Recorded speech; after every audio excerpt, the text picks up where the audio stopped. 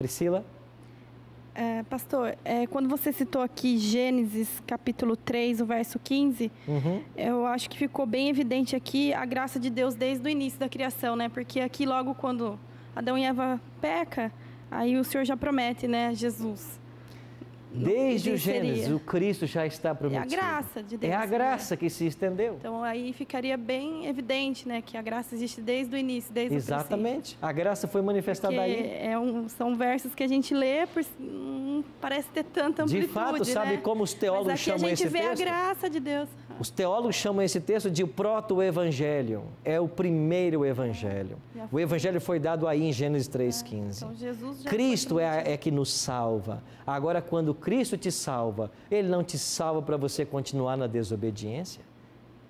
Se você pudesse viver em pecado, Ele nem precisava ter morrido. Ele morreu porque o pecado tem que ser pago. Porque o pecado não pode ser tolerado. Então, amigos, hoje o cristianismo sofre de uma pobreza doutrinária, porque se ensinam nas igrejas uma graça barata, onde a pessoa pode viver do jeito que ela quiser, tão somente se ela professar que é cristão. Não é isso que a Bíblia ensina. A palavra nos ensina é que Cristo nos salva por sua graça.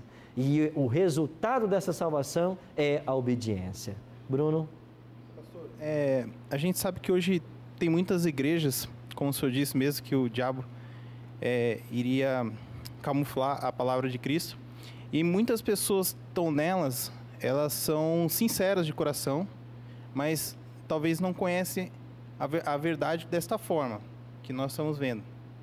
Elas se comprometem ao salvamento delas por elas não conhecerem dessa forma a verdade? Não pode comprometer, porque senão Deus seria injusto, certo?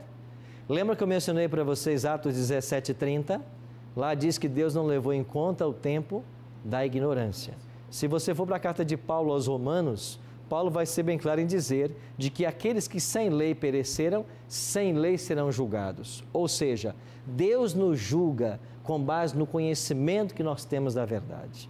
Se você não sabe de um ponto da verdade, Deus não vai te cobrar por isso. Agora, quando eu descubro a verdade, o juízo será baseado neste conhecimento. E a norma do juízo é a lei de Deus. É o que diz Tiago 2,12. Porque havemos de ser julgados pela lei da liberdade. Nós seremos julgados pela lei. Eu sou salvo pela graça, mas o parâmetro do juízo é a lei de Deus. Agora, se uma pessoa não conhece algum mandamento, ele não vai ser cobrado por isso. Certo?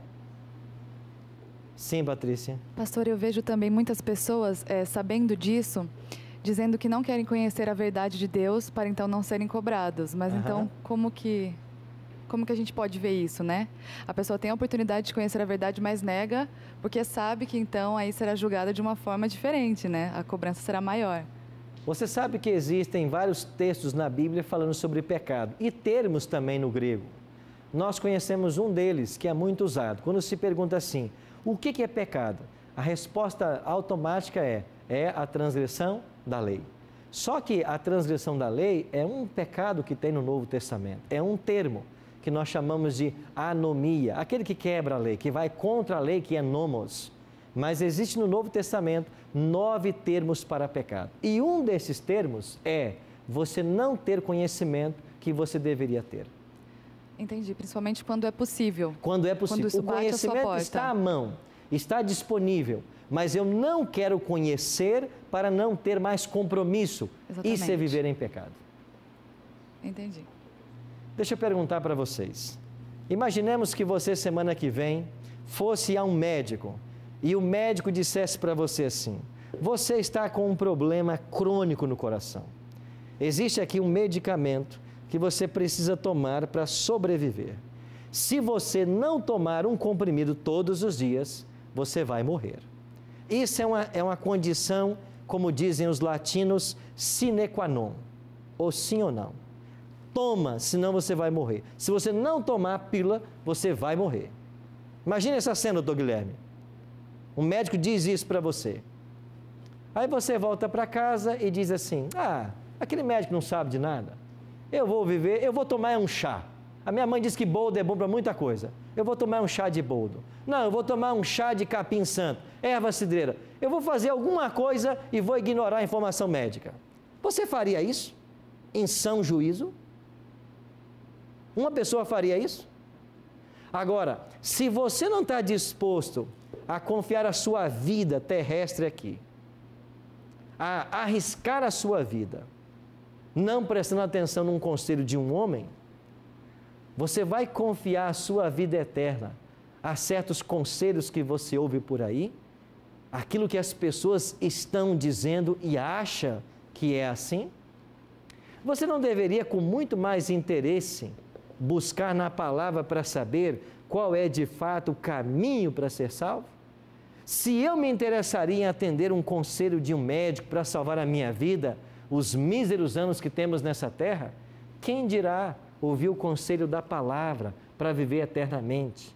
Agora, se nós não queremos arriscar a nossa vida nessa terra, você vai arriscar a sua vida eterna entregando a sua vida na mão de um outro homem, o conhecimento que outra pessoa tem, e você não vai buscar na palavra por você mesmo? É isso que faziam os bereanos. Eles não confiavam apenas no que estava sendo dito. Eles buscavam na palavra para ver se isso é verdade. É isso que nós temos que fazer. Nós temos que buscar na palavra, encontrar a solução para viver eternamente. Por isso, eu não posso confiar a minha vida eterna na mão de outra pessoa. Eu tenho que confiar em Cristo e na palavra dele. Eu tenho que buscar pessoalmente, tem que ser meu interesse.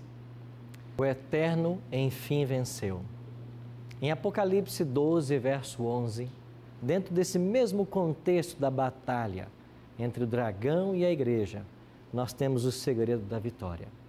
O livro do Apocalipse diz: eles, pois, o venceram por causa do sangue do Cordeiro e por causa da palavra do testemunho que deram. E mesmo em face da morte, não amaram a própria vida. Sabe qual é o segredo da vitória? É o sangue do Cordeiro. É você entregar-se completamente a Cristo e deixar que a graça dele alcance a sua vida. Qual será hoje a tua decisão? De que lado você vai ficar no grande conflito?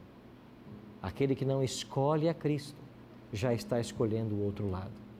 Por isso o apelo é para todos nós. De que lado nós vamos ficar nesse grande conflito? Ninguém pode servir a dois senhores. Ou sairemos daqui decididos por Cristo, ou se não decidirmos, estaremos escolhendo o inimigo de Cristo. Em cima do muro, ninguém pode ficar.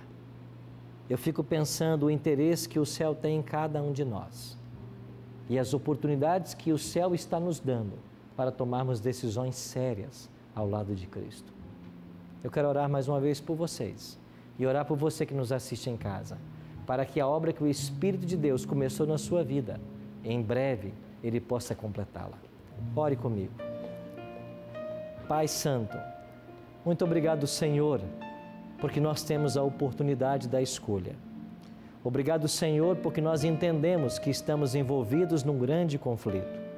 Entendemos que somos odiados por estarmos praticando a Tua palavra.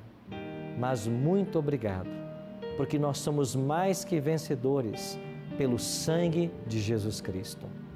Nós queremos aceitar essa justiça em nossa vida.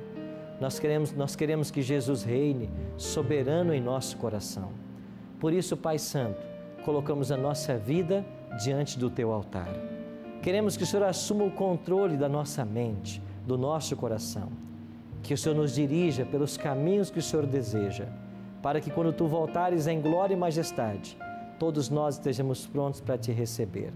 Esse é o nosso desejo, é a nossa oração, em nome e por amor de Jesus. Amém. Obrigado, amigo, pela sua companhia no programa de hoje.